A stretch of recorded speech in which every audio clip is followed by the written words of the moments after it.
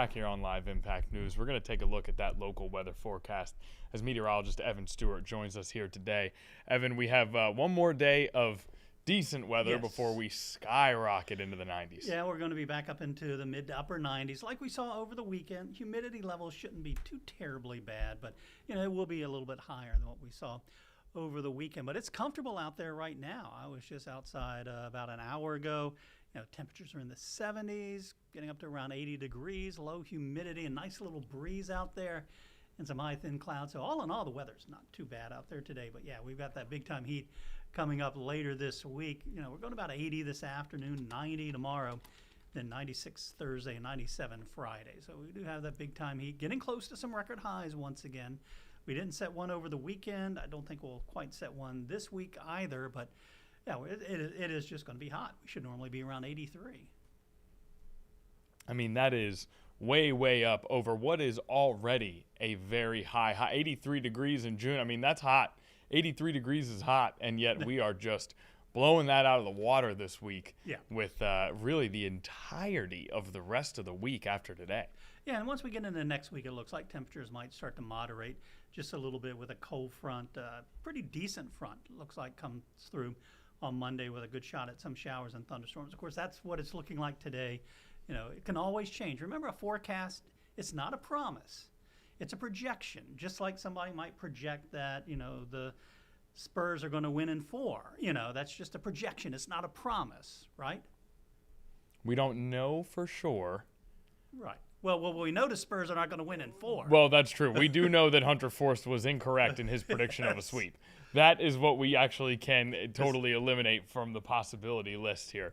And he is not here to even – he's been walking around with his chest puffed out after the Knicks won those 2 games, thinking that a Knicks sweep was going to be the right call. Not the case. We do know that a Spurs sweep has been the wrong call since about early last week. Right. We've been aware of that. Now, and we'll get back into the forecast in a moment, but I did want to – how unusual is it for the visiting team to win the first 3 games? Very highly unusual. These are, typically they say that a series doesn't start until the home team loses. Well, the home team has yet to win in the NBA Finals here. So it is very interesting to see what's been going on. But to that point, all of the games have been razor-thin margins. It's clear that these teams are really neck and neck, I feel like, in terms of just their excellence as teams. Yeah. And so that creates a situation where it's just who does what at the end of the game. I also think typically that home court advantage is what you like, right? You want to be at home. You get to sleep in your own bed. You got the crowd on your side. I almost think the expectations and the excitement was so rabid yesterday that it may have impacted the Knicks negatively down the stretch. It's possible. It got in their head? It's maybe not got in their head, but it just, you never want to spike, right? You want to maintain that even keel physically, mentally, emotionally throughout the playoffs because there are so many external ups and downs. And I wonder how much the pressure of that first home game and then the president attending, the hurdles that created, the attention that added, on top of the fact that human desperation is a powerful emotion, and the Spurs were desperate, and you can't fake desperate, and the Knicks weren't, and the Spurs were. So I think there's a little bit of everything that goes into that. Yeah. Good point. All right, back to the forecast. Back to the forecast. That's right. We got to talk about the weather. Don't worry, we got press conferences from Victor Wembanyama coming up later, Evan. We'll keep you around. All righty. So that's a look at the forecast here as we go, through the next few days. And let's see. Hold on, let me get my graphics back up here. So we are looking at those hot temperatures here coming up. As we take a look at the satellite and radar, out there right now, it's pretty nice. Just some of those high, thin clouds have sort of been streaming in. There are some showers back over the mountains. And as bad as our drought situation is, Western Virginia, North Carolina, and West Virginia, they're in worse situation. So the good news is that they are actually getting some of that rain. I can actually switch over here to the drought monitor. And you can see, severe and even the extreme drought through central Virginia and back over the North Carolina mountains, where we had a little bit of an improvement with the last drought monitor, knocking us from severe to moderate, and we still have some severe across the area. It certainly does look a lot better, though, than when we were really in the thick of that intensive drought. That's right. Although, unfortunately, I think with hot weather this weekend and no significant, rain chances, will likely, go backwards just a little bit. I think we're going to see, some conditions get worse across the area here coming up over the, with the latest update. As a matter of fact, let's see, can I go back? Let's see, I might be able to go back on this. Let's see. Are you going to former drought monitors? Yeah, I was thinking I might be able to go back a week. Let's see. Let me take it here. Take just a minute. Let me go back. And you said, despite, as we talk about drought conditions, despite that heat that's coming later this week, we might get some rain too. Will that offset any of the? It's going to be really hot, muggy rain. Yeah, but it's just going to be, sort of some spotty rain. It's not going to be, that soaking, that general soaking that we're looking for. Let's see.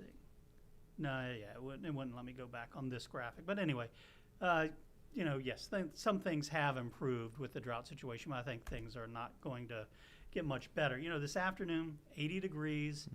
As we go into the day tomorrow, we're looking at those high temperatures.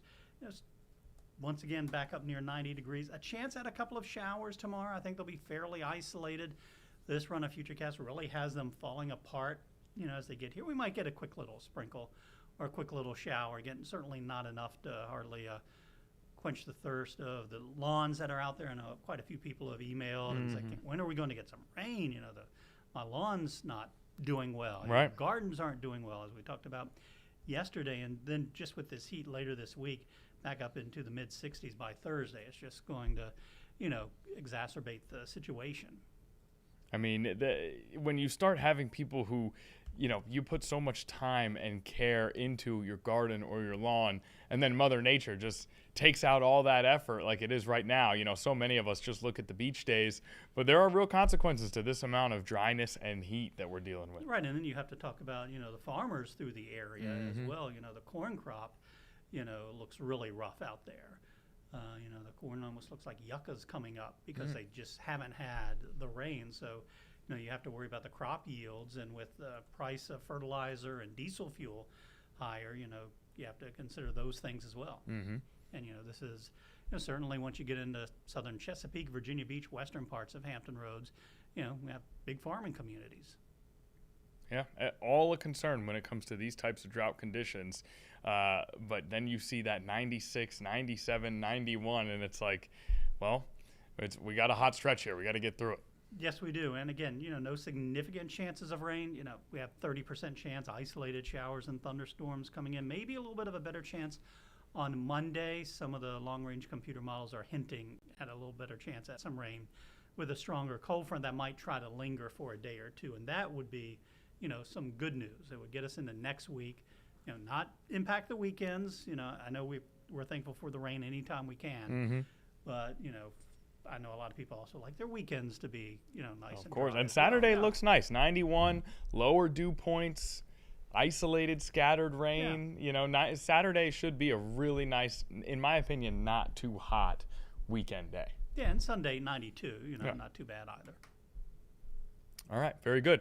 That is our forecast from Evan Stewart. Now, I see you've got an image up here, Naya. Is this the Evan Stewart garden that we had yesterday? Walk us through this, Evan. What are we looking at here, and how do we create such a splendid backyard garden? So this is just a planter box that I have out back, and we have up in the top left we have sage, and then in the bottom left we have Thai basil.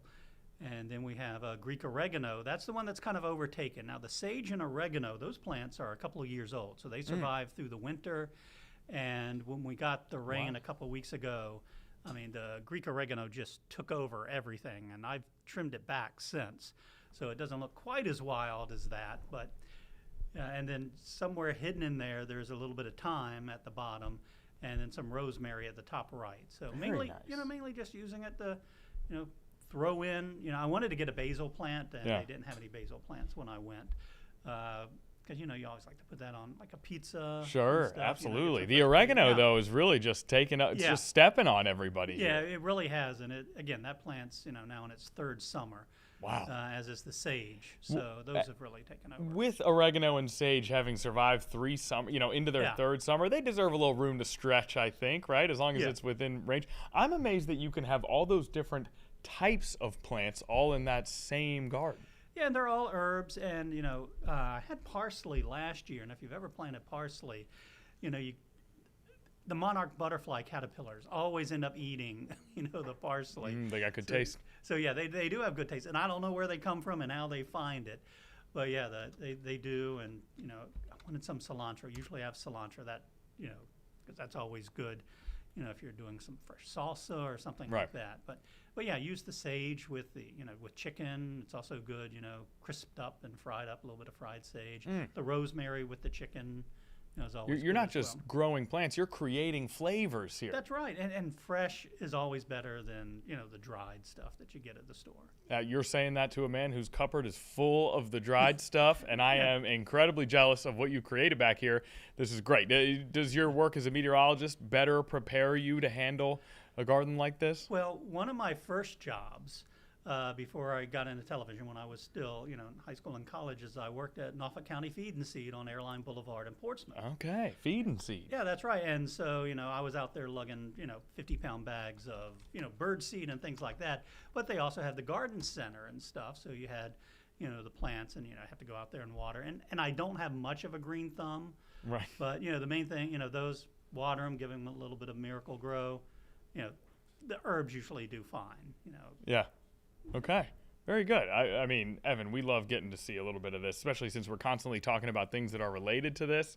So it's great. And we'll have to save, we'll need more stories from your time as an employee at Feed and Seed next time we have you on Live Impact News, because that sounds like an interesting tale within itself of you doing your thing over there. My grandmother worked there for a little bit of time. They're still open. Tommy Heath and the Heath family. Not that I'm promoting necessarily. Sure. Oh, listen, that's what we're not supposed to promote. You're telling tales. Yeah, you're that's telling right. tales about Evan Stewart. We're getting to know our meteorologists a little bit.